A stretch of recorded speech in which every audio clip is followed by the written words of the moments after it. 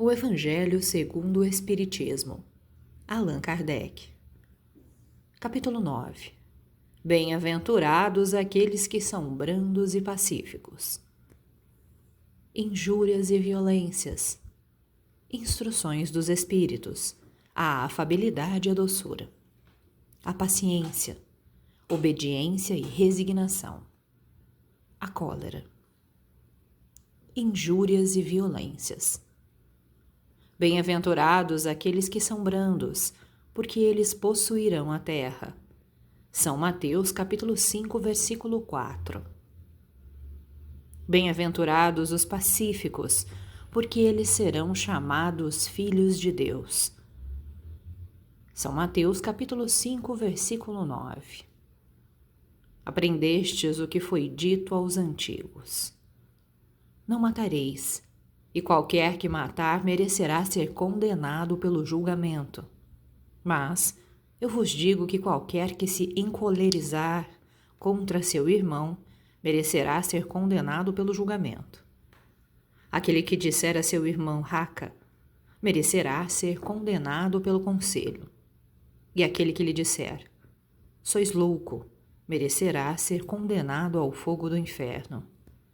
São Mateus, capítulo 5, versículos 21 e 22. Por essas máximas, Jesus faz da doçura, da moderação, da mansuetude, da afabilidade e da paciência uma lei. Condena, por conseguinte, a violência, a cólera e mesmo toda a expressão descortês com respeito ao semelhante. Raca era entre os hebreus um termo de desprezo que significava homem de má conduta, e se pronunciava escarrando e desviando a cabeça. Ele vai mais longe, uma vez que ameaça com o fogo do inferno aquele que disser ao seu irmão: sois louco.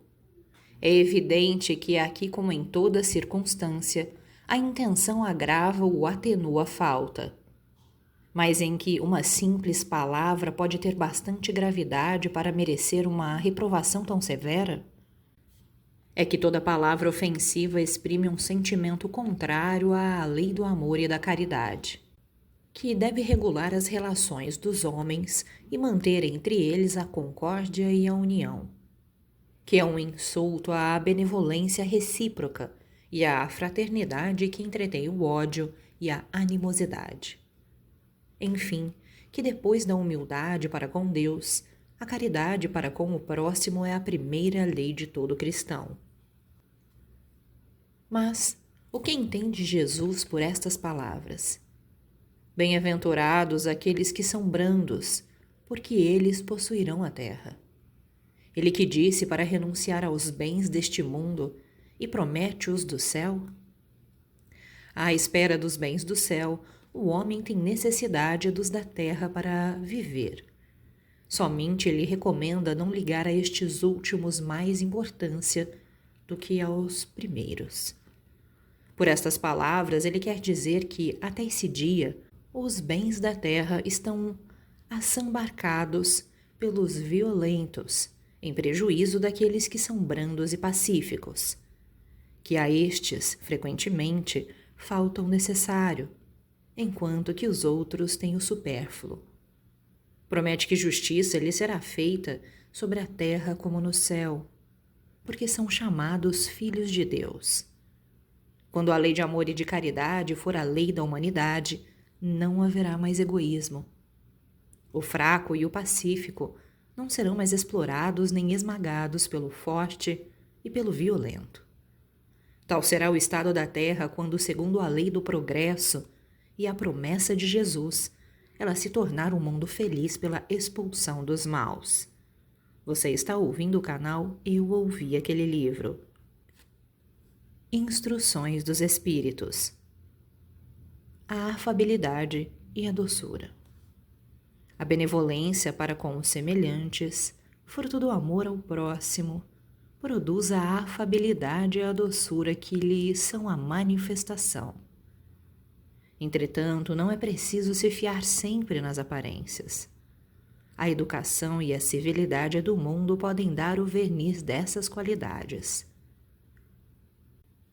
Quantos há cuja fingida bonômia não é senão máscara para o exterior, uma roupagem cuja forma premeditada esconde as deformidades ocultas. O mundo está cheio dessas pessoas que têm o sorriso nos lábios e o veneno no coração, que são brandas contanto que nada as machuque, mas que mordem à menor contrariedade, cuja língua dourada, quando falam face a face, se transmuda em dardo envenenado quando estão por detrás. A essa classe pertencem ainda esses homens benignos por fora, e que em sua casa, tiranos domésticos, fazem sofrer sua família e seus subordinados, o peso do seu orgulho e do seu despotismo, parecendo querer se compensar do constrangimento que se impuseram alhures, não ousando ser autoritários sobre estranhos que os recolocariam em seu lugar. Eles querem ao menos serem temidos por aqueles que não podem resistir-lhes. Sua vaidade se alegra de poder dizer: aqui eu mando, eu sou obedecido, sem pensar que poderiam acrescentar com mais razão: e sou detestado. Não basta que dos lábios gotejem leite e mel. Se o coração nada tem com isso, há hipocrisia. Aquele cuja afabilidade e doçura não são fingidas, nunca se contradiz. É o mesmo diante do mundo e na intimidade. Ele sabe, aliás, que se pode enganar os homens pelas aparências, não pode enganar a Deus. Lázaro, Paris, 1861. A paciência. A dor é uma bênção que Deus envia aos seus eleitos. Não vos aflijais, pois, quando sofrerdes, mas bendizei ao contrário, o Deus Todo-Poderoso que vos marcou pela dor neste mundo para a glória no céu. Sede pacientes. A paciência é também uma caridade, e deveis praticar a lei de caridade ensinada pelo Cristo, enviado de Deus. A caridade que consiste na esmola dada aos pobres é a mais fácil das caridades, mas há uma bem mais penosa e, consequentemente, mais meritória. É de perdoar a aqueles que Deus colocou sobre nosso caminho para serem os instrumentos dos nossos sofrimentos e colocar a nossa paciência à prova. A vida é difícil, eu sei. Ela se compõe de milnadas que são picadas de alfinetes que acabam por ferir. Mas é preciso considerar os deveres que nos são impostos, as consolações e as compensações que temos por outro lado, e então veremos que as bênçãos são mais numerosas do que as dores. O fardo parece menos pesado quando se olha do alto do que quando se curva a fronte para o chão. Coragem, amigos. O Cristo é o vosso modelo. Ele sofreu mais do que qualquer de vós e não tinha nada a se censurar, ao passo que vós tendes vosso passado a espiar e vos fortalecer para o futuro. Sede, pois, pacientes. Sede cristãos. Essa palavra encerra tudo. Um Espírito Amigo, Lirev, 1862. Obediência e resignação. A doutrina de Jesus ensina em toda parte a obediência e a resignação. Duas virtudes companheiras da doçura, muito ativas, embora os homens as confundam erradamente com a negação do sentimento e da vontade. A obediência é o consentimento da razão, a resignação é o consentimento do coração. Ambas são forças ativas, porque carregam o fardo das provas que a revolta insensata deixa cair. O frouxo não pode ser resignado. Não mais do que o orgulhoso e o egoísta não podem ser obedientes.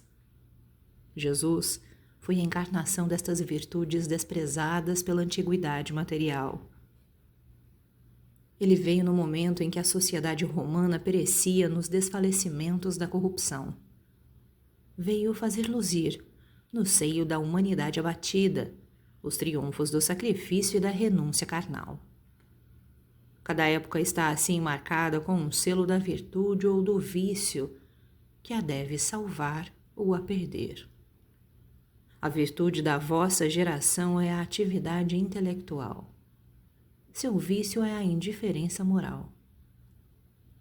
Eu digo somente atividade porque o gênio se eleva de repente e descobre sozinho os horizontes que a multidão não verá, senão depois dele.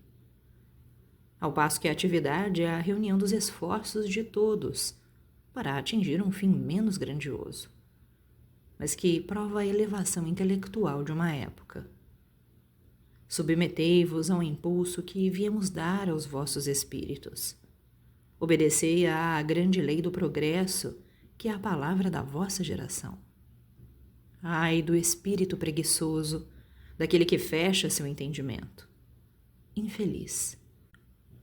Porque nós que somos os guias da humanidade em marcha, o atingiremos com chicote e forçaremos sua vontade rebelde no duplo esforço do freio e da espora.